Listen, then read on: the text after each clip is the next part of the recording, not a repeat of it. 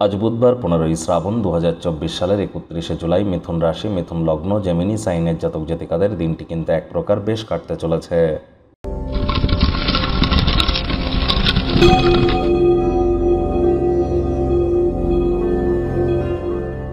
ভিডিওটির শুরুতেই আপনাদের সকলকে রাজযোগ চ্যানেলের তরফ থেকে কামিকা একাদশীর হার্দিক শুভেচ্ছা ও অভিনন্দন রইল। যারা ভগবান হরিবিষ্ণুর ভক্ত আছেন তারা বলুন ওম নমো ভগবতে বাসুদেবায় নমঃ। যারা ভগবান শ্রীকৃষ্ণের ভক্ত আছেন তারা বলুন হে কৃষ্ণ করুণা সিন্ধু দীনবন্ধু জগৎপতে গোপেশ গোপিকাকান্ত রাধাকান্ত নমস্তুতে। দেখুন, ভগবান হরিবিষ্ণু কিন্তু বর্তমানে যোগনিদ্রায় আছেন। কার্তিক মাসের দেবোত্থান একাদশী পর্যন্ত যোগনিদ্রায় থাকবেন। আর এই সময় মহাদেবের শঙ্কররূপ বিশ্ব পরিচালনা করছেন।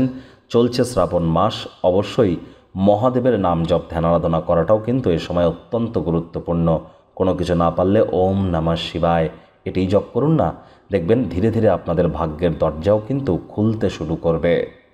ভাগ্যমিটার আজ আপনাদের বলছে 8 আউট অফ 10 ভাগ্য আপনাদের অনুকূলেই থাকবে। তবে প্রেম, দাম্পত্য, কর্মজীবন সম্পর্কে আপনাদেরকে একটু সাবধানতা অবলম্বন করেই চলতে হবে। শুভ সংখ্যা থাকছে 4, শুভ রং থাকবে বাদামি। কায়িক পরিশ্রম হলেও শরীর মনে সতেজতা এবং তরতাজাই আপনারা অনুভব করবেন। কিছু উপরি টাকা করি, অর্থাৎ কিছু টাকা পয়সা যদি জমাতে পারেন সেগুলো জমি বাড়িতে বিনিয়োগ করুন, রিয়েল এস্টেটে বিনিয়োগ করুন, লাভান্বিত হবেন। নতুন উদ্যোগ পরিকল্পনার পাশাপাশি নতুন নির্মাণ কার্যের শুরুয়াত আজ করা যেতেই পারে। ছোটোখাটো বিজনেসম্যানেরা আজ একটু হয়তো ক্ষতির সম্মুখীন হতে পারেন, আতঙ্কিত হবেন না। কঠোর কায়িক পরিশ্রমের মাধ্যমে অবশ্যই শুভ ফলাফল পাবেন। পুরনো দিনে কর্মক্ষেত্রে চাকরিজীবী যারা আছেন অসম্পূর্ণ কোনো কাজ রেখে দিলে তার কারণে খেসারত দিতে হতে পারে। ফাঁকা সময় অফিসের কাজ আজ আপনাদেরকে করতেও হতে পারে। আর যারা রাজনীতিবিদ আছেন জনসংযোগ বৃদ্ধি করুন। কঠোর কায়িক পরিশ্রমের কোনো বিকল্পই কিন্তু নেই।